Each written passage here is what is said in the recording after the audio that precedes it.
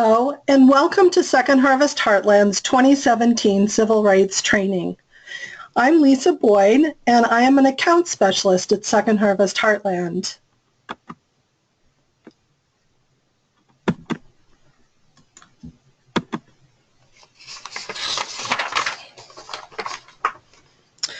Our main topics today will be expectations for civil rights training, data privacy and confidentiality, which is a new partnership expectation, current partnership expectations and civil rights basics, and equity and access. We're adding a couple of new topics this year because we are asking all partners now to follow certain guidelines around data privacy and confidentiality. And we want to talk a little bit more about how clients can better access our programs.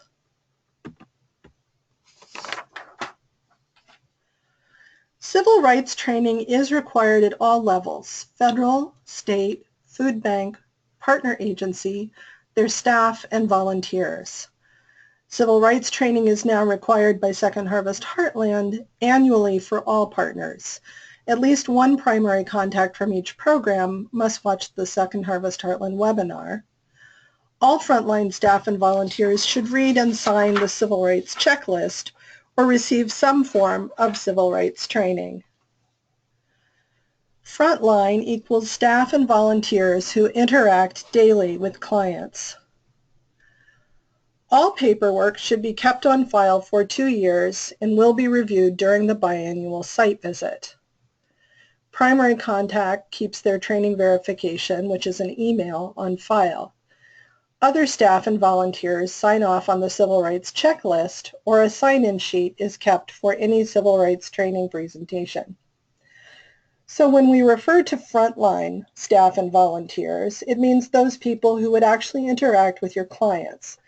For example, a volunteer doing intake needs to at least review the civil rights checklist, but a volunteer whose only job is to help put away food orders into storage, for example, would not need to do civil rights training. In terms of paperwork, we do expect you to keep your verification forms on file for 2 years, and it's 7 years for TFAP programs. And you should have other staff and volunteers sign off on their civil rights training each year, whether you're just using the checklist, or if you do a formal presentation, you should keep a sign-in sheet for that. Your records can be kept electronically too.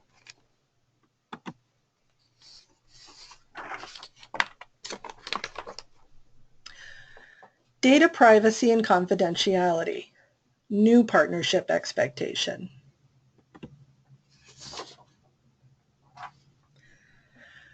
From page 4 of the partnership agreement, this is the new 2016 partnership agreement. Under partnership expectations, this is new language. We'll safeguard all individual personal information for clients, volunteers, and employees in accordance with the Minnesota Data Practices Act.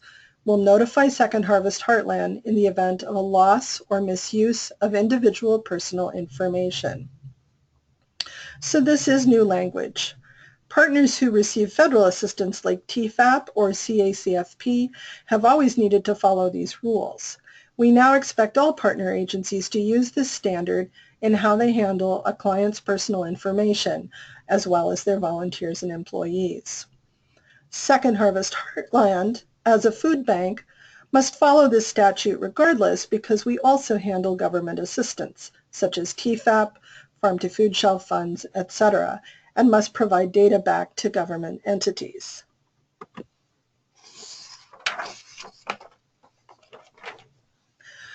So what is the Minnesota Data Practices Act, aka Chapter 13?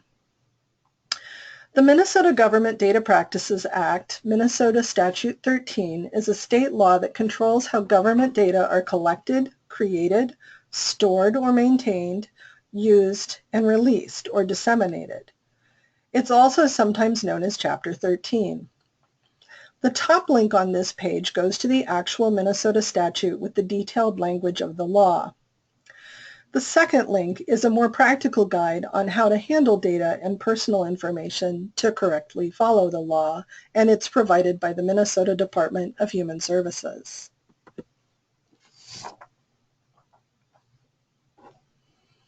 So what are the rights of individuals on whom private data is collected and stored? They can refuse to provide private information. They can have access to their private data. They have the right to correct their private data, and they must give consent to release this data to other parties. They should be provided with a data privacy warning, also known as a Tennyson warning. And a Tennyson warning or data privacy warning is something that must be signed again each year.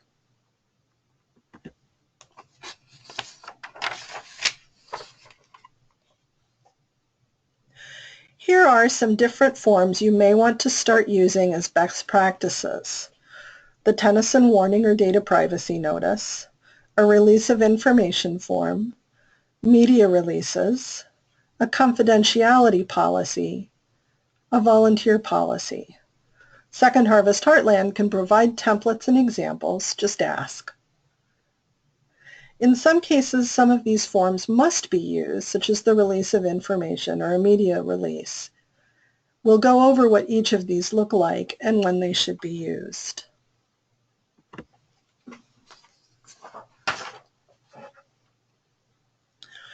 The data privacy or Tennyson warning. This is just a notification to the person that explains why you are collecting their personal information. For TFAP programs, this is required to be signed annually. For all other programs, it should be used as a best practice. We have copies of this form that we can send you. Just ask your account specialist. Note that this is not the same thing as a release of information.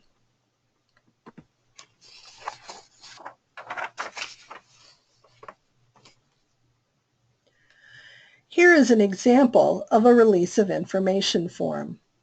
It must be used in order to get the person's permission to share their personal identifying information with another organization.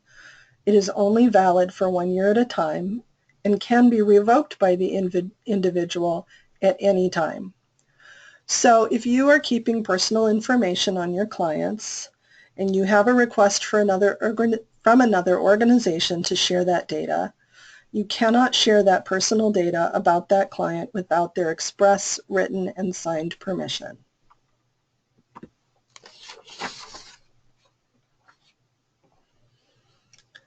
Here is an example of a media release, also sometimes called an appearance release. It must be used anytime you are planning to use someone's photo or a video of them, or to quote them by name in an interview, anytime you are planning to use this information in material that you publish. Again, we are happy to provide you with examples or templates that you can use at your agency.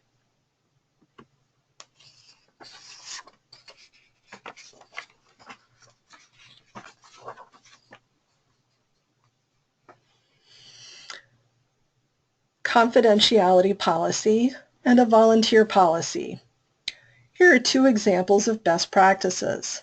Family Pathways has their staff and volunteers sign a confidentiality policy, which stresses that personal information about clients must be kept safe and confidential, and outlines practices that must be followed to keep that information private. The High Rise Mobile Food Shelf has a volunteer policy, which has one of its points that volunteers must keep personal client information confidential, and explains what kind of information that includes, such as birth dates, health information, etc. If your program does not already have these kinds of policies and you would like to develop them, we're here to assist you with that.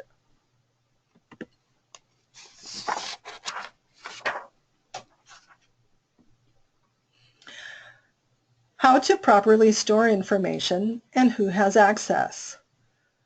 Do not store confidential information at home. It must be stored on-site, in an office or at your program location, in a locked cabinet or office, or in secure electronic files. Make sure individuals have their own passwords and do not share them. Limit the number of staff or volunteers who have access. People who work at reception or intake should take special care to keep information confidential, including when they are on a computer or on the phone. How long do you need to store information? Not forever, but if your program is TFAP related or receives other forms of government assistance in the state of Minnesota, they require you to keep that information for 7 years. How to dispose of confidential information properly. If it's written information, you should shred it or delete electronic files in a secure manner. And then another thing to remember is confidentiality within the program. Think of it this way. What happens at the food shelf stays at the food shelf. Think about the example we provided of an agency that has a confidentiality policy for its staff and volunteers to follow. The right to privacy exists even within your organization. Think about who really needs to know this information in order to do their job. Think about situations that might occur. What if you see the client at a grocery store? How should you respond? In all cases, you want to actively work to protect their privacy.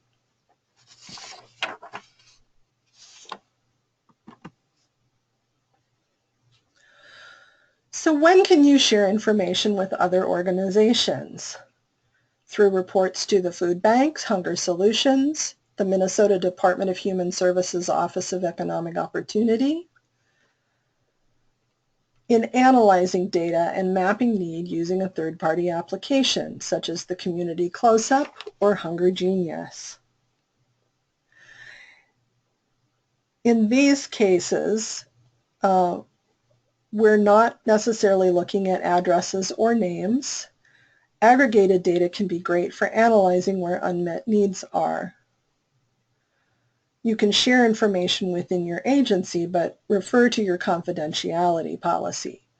For example, the Salvation Army has a large metro-based database, and various programs within Salvation Army throughout the metro can access that data, but it cannot be shared outside the organization.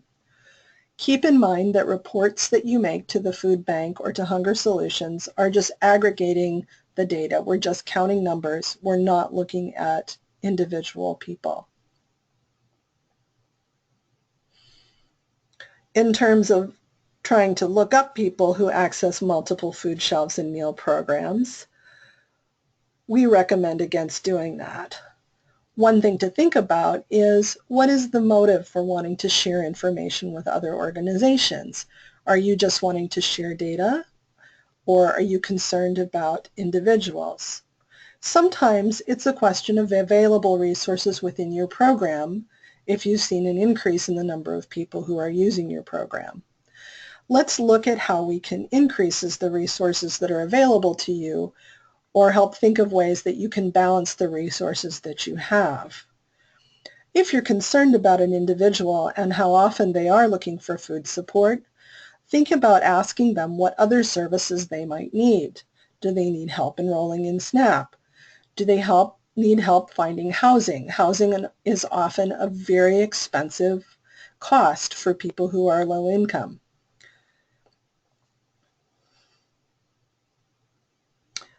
How do you explain to clients why you are collecting information? Aggregated data is reported. There is a need to track unduplicated service. Personal information will not be shared without their consent. So if a client is asking why you're collecting their information, you can help them understand, especially, for example, through a data privacy warning, that the information you might be sending to an organization like Second Harvest Heartland Food Bank is that we're just looking at aggregated total numbers. Or if you're mapping data, we're just looking at addresses and zip codes to see where there's the most need. Let them know that you must provide data to partners like Second Harvest Heartland or Hunger Solutions, including the number of unduplicated individuals. Remind them that their personal information is not shared outside the program without their written consent.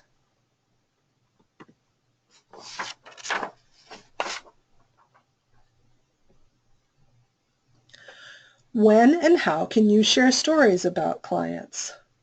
Sharing stories with the public can help educate and also supports your fundraising. Talk with the client about sharing their story and make sure to get a media release. It can be anonymous, but do still use the release. Be cautious about doing this in a small town or a tight community. And make sure the person knows that this is completely voluntary and choose someone who seems very willing to share their personal story. Once you have someone who agrees to tell their story, this is actually one of the most valuable things you can do to help educate people about hunger and to connect your donors to your mission.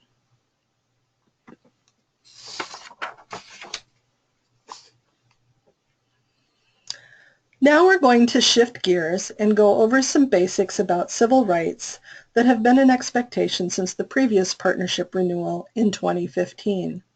Hopefully to many of you this will be familiar stuff.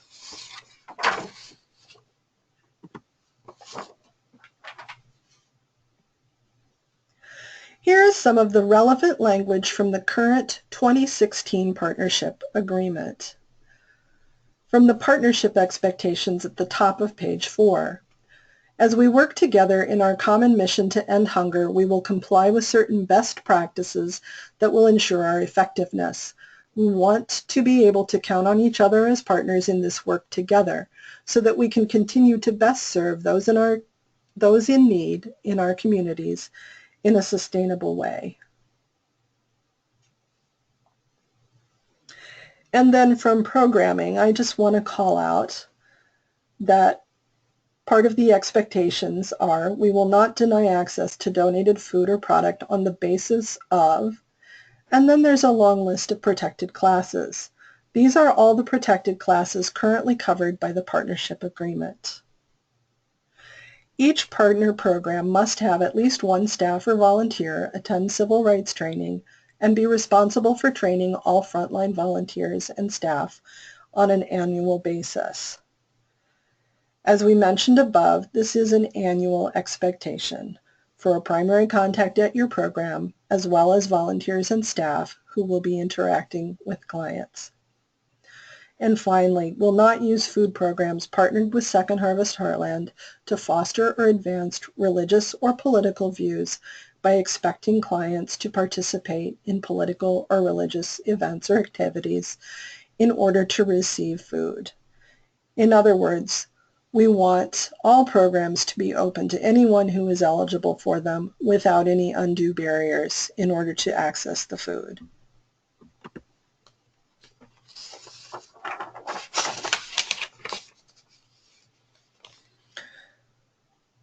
So the goals of civil rights are equal, fair, and respectful treatment of all applicants and beneficiaries, elimination of illegal barriers that prevent or deter people from receiving benefits, and knowledge of rights and responsibilities.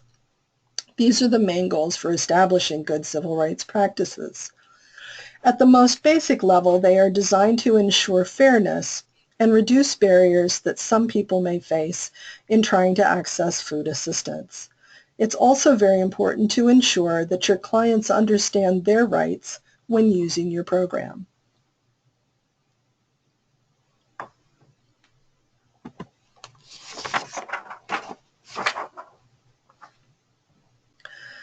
Civil rights is the law of the land, so educate your staff and volunteers on protected classes.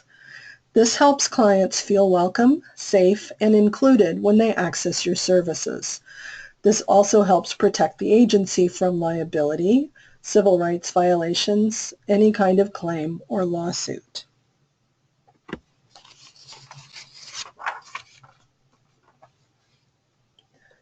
Here is a list of the federal laws that have established protected classes in the United States. Title VI, Civil Rights Act of 1964. race, color, and national origin. Title VI of the Civil Rights Act of 1964, Executive Order 13166, national origin and language. Title IX of the Education Amendments of 1972, sex. Section 504 of the Rehabilitation Act of 1073, disability. Americans with Disabilities Act of 1990, disability. Age Discrimination Act of 1975, age. Civil Rights Restoration Act of 1987, race, color, and national origin.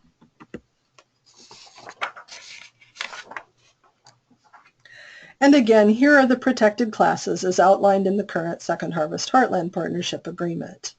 Race, color, citizenship, religion, sex, national origin, ancestry, age, marital status, disability, sexual orientation including gender identity or expression, unfavorable discharge from the military, or status as a protected veteran.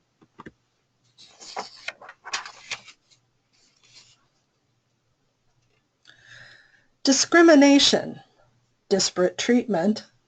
Someone from a protected class is treated differently. They may file a complaint and can sue. Disparate impact, discriminatory result on a protected class results from an action or rule. So discrimination can involve more than just treating a particular group of people differently. An agency could accidentally affect a protected class of people by setting up a rule at their program that impacts this group negatively compared to others. This is disparate impact. For example, a food shelf decides it will only make Spanish language interpreters available 1 day per week out of the 4 days they are open. This rule or practice may negatively impact Spanish speakers who have limited English ability. At a minimum, the food shelf should have a backup plan to provide a Spanish interpreter on the other days upon request.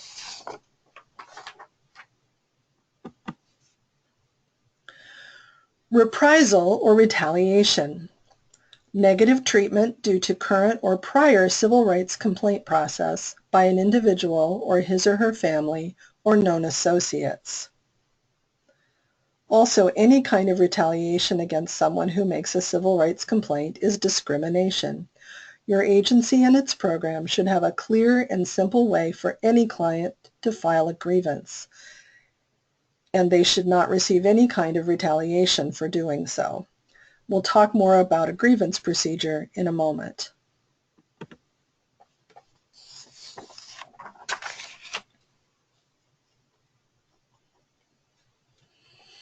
A grievance procedure is a recommended best practice to post a clear written process that is posted where all clients can see it. It should be offered anytime someone wants to make a complaint. Here is a sample grievance policy which we can make available to you. Currently, this is not required for non-TFAP programs, but it is recommended as a best practice, and it is required for TFAP authorized programs to post a grievance procedure where clients can see it.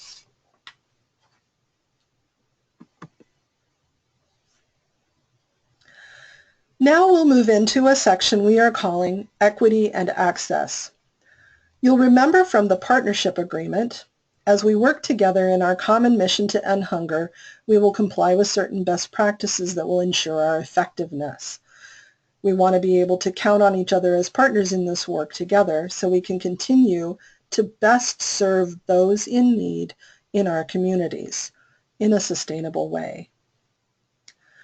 Part of good civil rights practices for us in the hunger relief sector is to understand who we might be missing in our efforts to end hunger and figuring out how we can reach them through additional outreach and possibly adjusting our programs to provide easier access to those in need.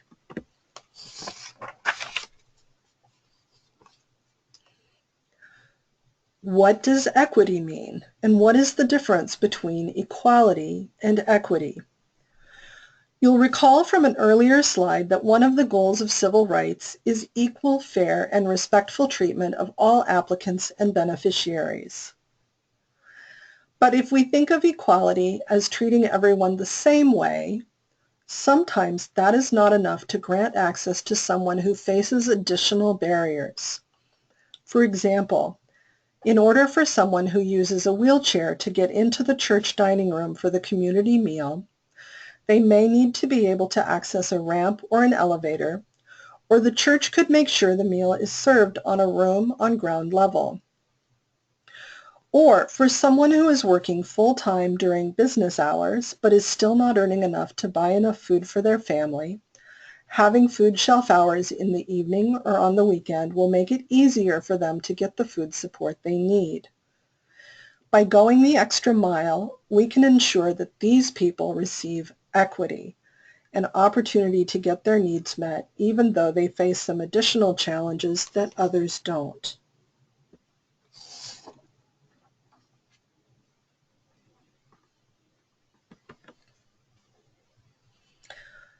How are you promoting your program? Are you reaching everyone you could? The problem with word of mouth. When I have visited partner agency programs and asked them how they conduct outreach, word of mouth is often the first thing they say, usually among other outreach methods like being on Hunger Solutions' Get Food Help page or advertising on their website. The problem with word of mouth is that it doesn't necessarily reach the needy people most likely to be missing out. A recent study by the Boston Consulting Group showed that lack of awareness, or not believing they were eligible, was still a significant problem among people seeking food support from the emergency food system. So here are some creative outreach strategies. Specifically conduct outreach to underserved groups, like seniors, disabled, new immigrants, etc. Contact community groups and advocacy groups. Use special formats to reach disabled. Use other languages to reach people with limited English proficiency. And be creative. TV, radio, posters, flyers, supermarket bulletin boards, local clubs, libraries, schools, special events, fairs, mailings, internet, website links, texting, etc.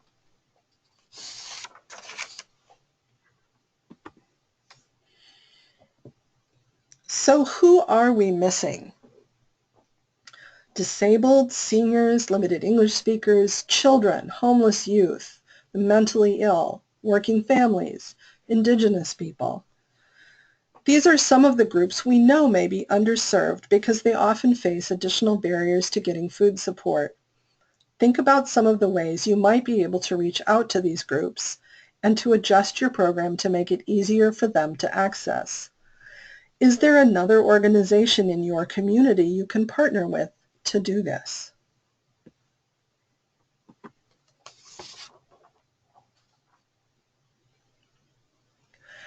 How do we make people feel welcome and comfortable using our programs? Think about the location and the hours, accessibility, language access, culturally appropriate and relevant services, special needs, trying new types of programming, relax the boundaries and withhold judgment. As we all know the old adage, walk a mile in their shoes.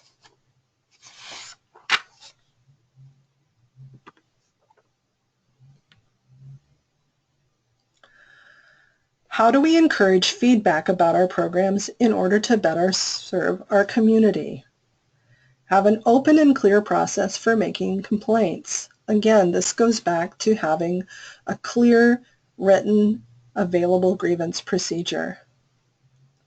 Think about conducting surveys of your clients, having focus groups, or listening sessions where your community tells you what their needs are. And of course, building relationships. Your beneficiaries will give you very clear feedback if they feel like they have a relationship with your program, with your staff, your volunteers.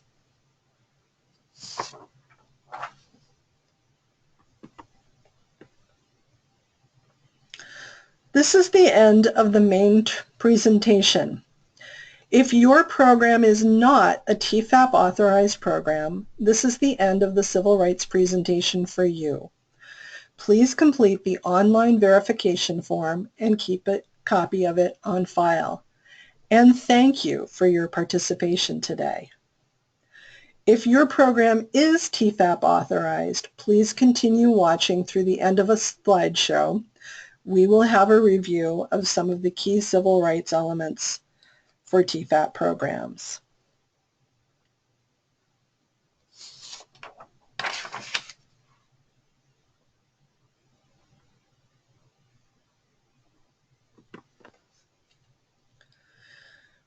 Welcome to the TFAP portion of annual civil rights training. If your agency is eligible to order TFAP commodities from us, then this training is required on an annual basis for at least one key staff or volunteer at your organization.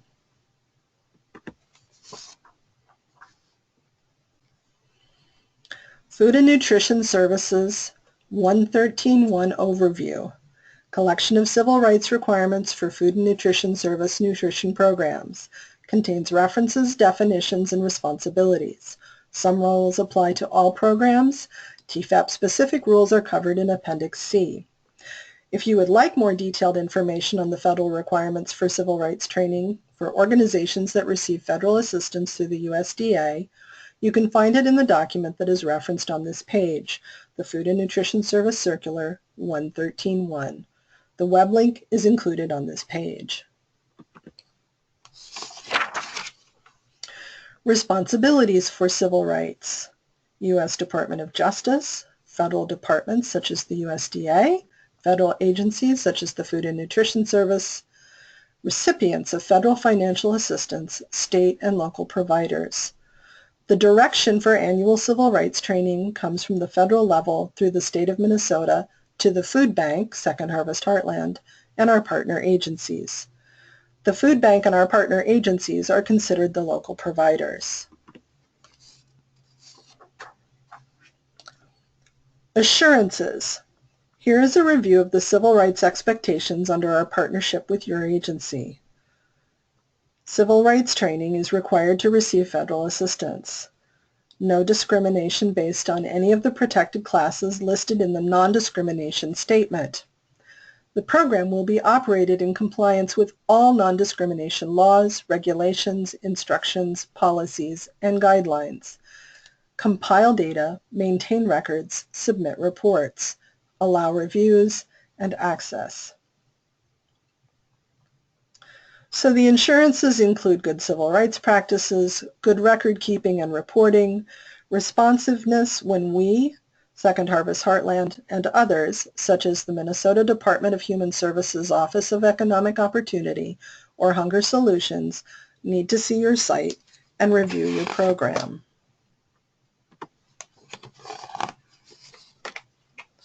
Federal financial assistance.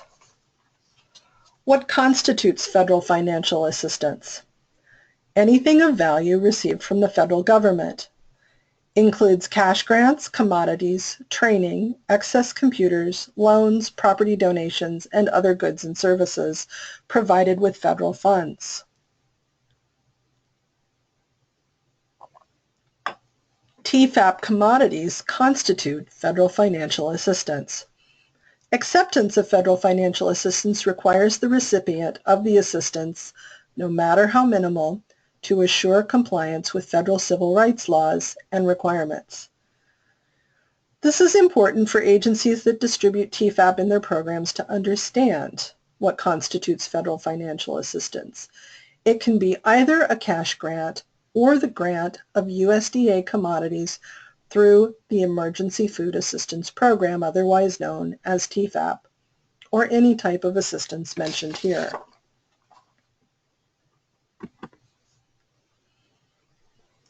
The civil rights responsibilities for distributing TFAP include compliance with civil rights laws, regulations, and requirements, training, other language services, accommodating persons with disabilities, equal treatment for religious organizations, public notification, data collection and reporting, compliance reviews, complaint processing, resolving conflicts, and customer service.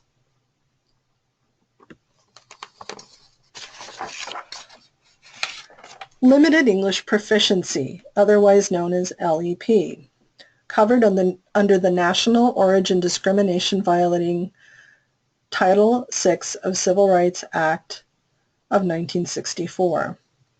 People with limited English proficiency, LEP, need to be served in other languages. Generally, service must be provided. There is flexibility in how it is provided. Working with people with limited English proficiency can be especially challenging for a small, volunteer-run organization with tight resources. Nevertheless, if people who have come here from other countries cannot get the same level of service as anyone else because of the difficulty of communicating with them, this is discriminatory. The burden is on us to provide the service and accommodation they need so they can receive food assistance like anyone else. We will discuss some ways in which you can accommodate these clients.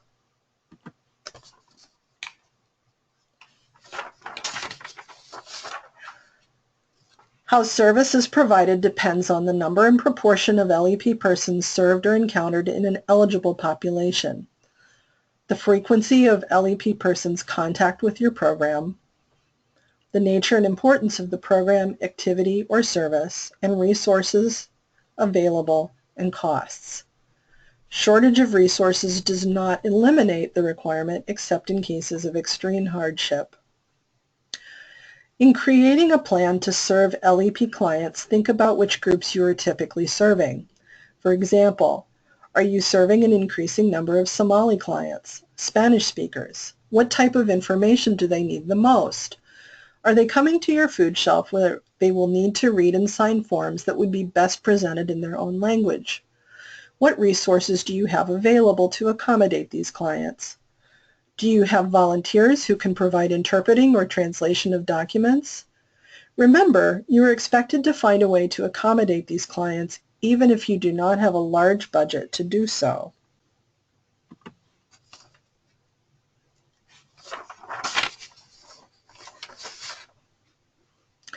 Volunteers may be used, but make sure they understand interpreter ethics, particularly confidentiality. Children should not be used in interpreters. See www.lep.gov for resources and information. If you are using volunteers for interpreting conversations or translating documents, make sure they have a good understanding of confidentiality and the right to privacy, as well as other good civil rights practices at your agency. Do not use children as interpreters. They may not have the vocabulary to explain something like lactose intolerance, for example, or their parent may want to tell you something that they are not comfortable with their children hearing, like, I need help finding a new apartment. Guidance on creating an LEP plan can be found on the website listed here. Also, Second Harvest Heartland now has an approved template available from Department of Human Services, which you can use to create a written LEP plan. It is available on our agency's own website and from your account specialist.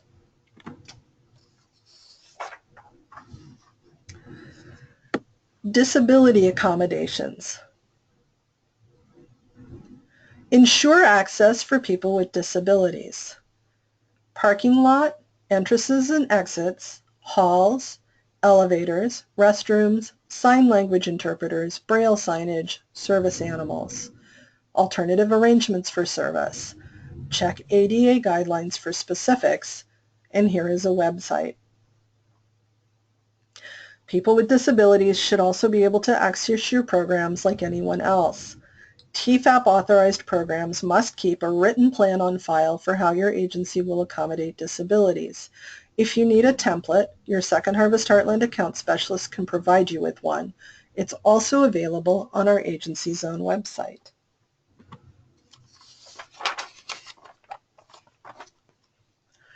Equal opportunity for religious organizations.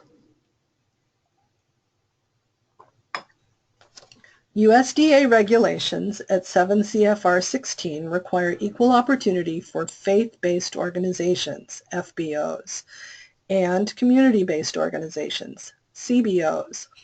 The food bank, that's us at Second Harvest Heartland, must conduct outreach to FBOs and CBOs to become providers. And in fact, we have many, many partners that are faith-based organizations as well as community-based organizations. Discrimination is prohibited against an organization on the basis of religion, religious belief, or character in the distribution of funds.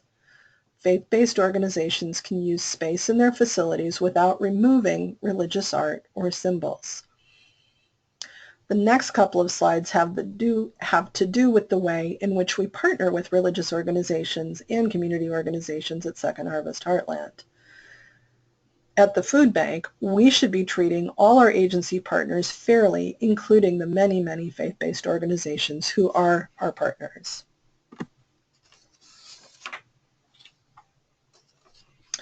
Beneficiaries are also protected.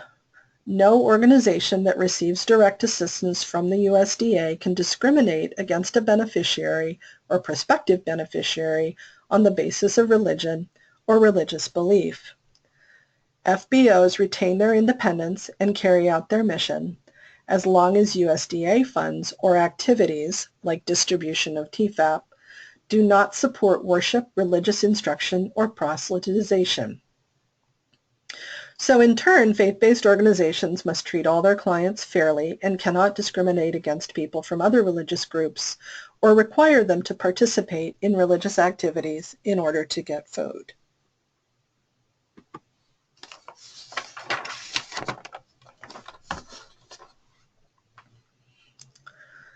Public notification, outreach and communication, people needing to know about TFAP and know their rights. Underserved populations need special attention and special efforts. Market your program and the fact that it does not discriminate.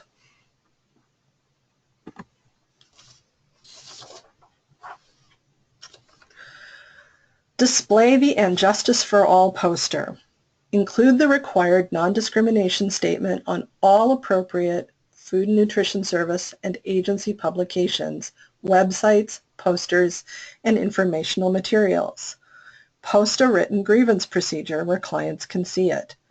Convey the message of equal opportunity in all photos and other graphics that are used to provide program or program-related information. These are all expectations for TFAP programs.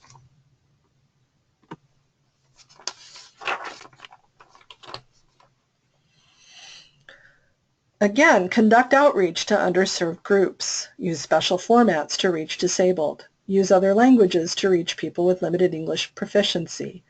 Be creative. TV, radio, posters, flyers, supermarket bulletin boards, local clubs, libraries, schools, special events, fairs, mailings, internet, website links. More and more, Second Harvest Heartland is looking at who is underserved in our communities. Sometimes this will mean doing additional outreach and even advertising. Make sure you are targeting your message to the people who really need to see it. If you're concerned that this will start to bring in more people than you think you have the capacity to serve, contact your account specialist and we will work with you to help you find additional resources.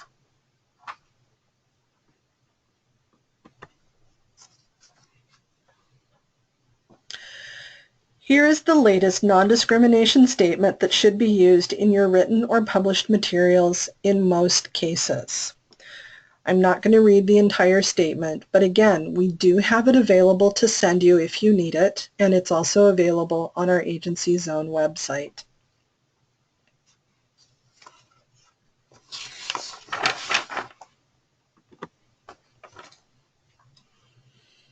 Non-discrimination statement short version.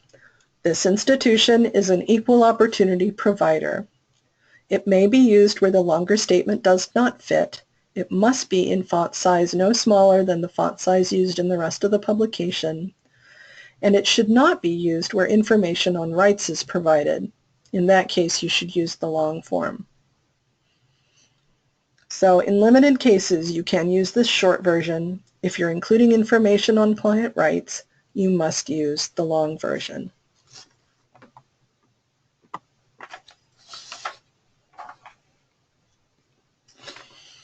Websites.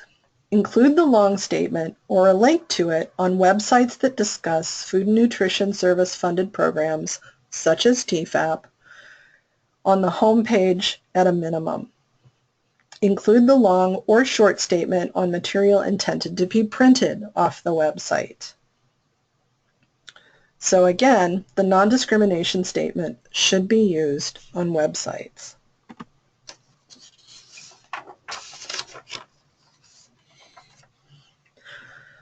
So just to review, who needs to have civil rights training? People involved at all levels of administration of programs that receive federal financial assistance, and again that includes TFAP, need to understand civil rights-related laws, regulations, procedures, and directives. Frontline staff who interact with program applicants or participants and supervisors of frontline staff must receive annual training.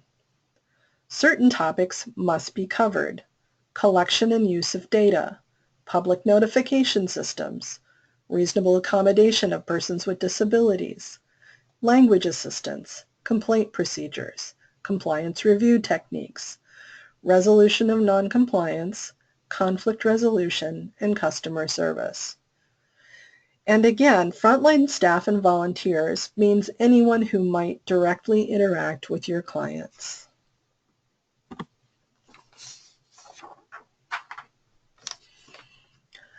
Compliance reviews: pre-award, post-award, and special. Check for non-discrimination and ensure civil rights requirements are being followed.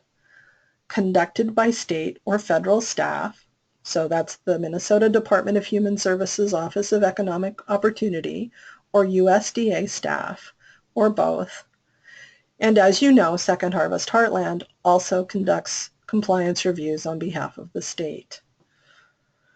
Resolution of noncompliance. Corrective actions. Cease inappropriate actions. Institute appropriate procedures. Failure or refusal can result in loss of federal assistance from all federal sources. Second Harvest Heartland will conduct a site visit prior to an agency getting authorization for TFAP, and then we'll do biannual compliance reviews of all our partners, including those who distribute TFAP. In addition, staff at the Minnesota Department of Human Services Office of Economic Opportunity will visit a certain proportion of TFAP sites on an annual basis. If they have scheduled a visit to your program and you need or want assistance in preparing for their visit, please feel free to contact your account specialist for help in reviewing TFAP requirements or accessing resources like forms and templates. Since the main goal for Second Harvest Heartland and Minnesota DHS OEO is to ensure that TFAP is distributed fairly to all eligible clients, our first step will be to work with you to ensure compliance around TFAP. If an agency simply refuses to make necessary corrections, they could potentially lose not only their TFAP allocation, but any and all federal assistance.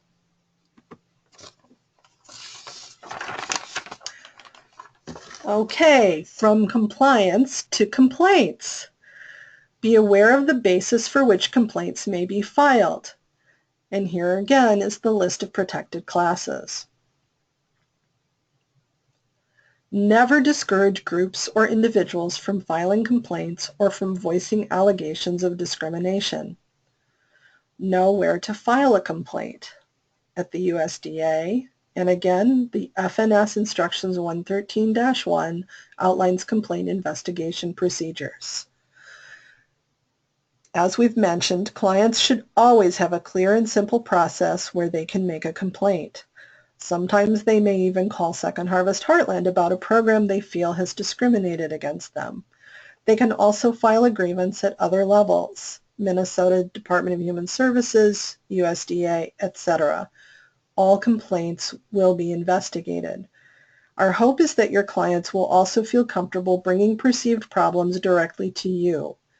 This is why it's important to have a posted grievance procedure.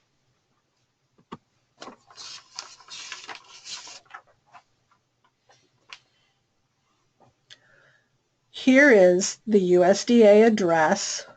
This is also listed on the And Justice for All poster.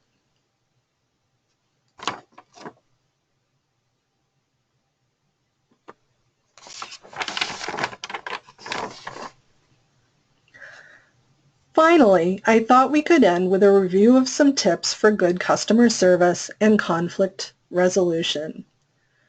Treat others the way they want to be treated, or at least be aware of what that is. Be patient, be polite, avoid sarcasm. Be empathetic. Understand that people may not know the rules or understand how your program works. They may feel uncomfortable coming to ask for help. Smile when appropriate. Make people feel welcome and valued. Explain policies and let them know you'll get in trouble if you do anything that violates the rules. Don't be afraid to apologize and don't feel you need to have the last word.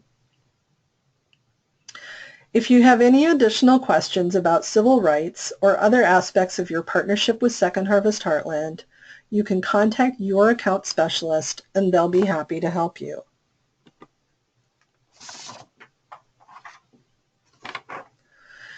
Thank you for the extra time you took today to watch the civil rights presentation for TFAP authorized agencies. Don't forget to complete the online verification form located on our agency's own civil rights webpage. Please contact your account specialist with any questions. If you're not sure who your account specialist is, feel free to reach out to me, Lisa Boyd. My phone number and email address is here on this slide. And thanks again for your time.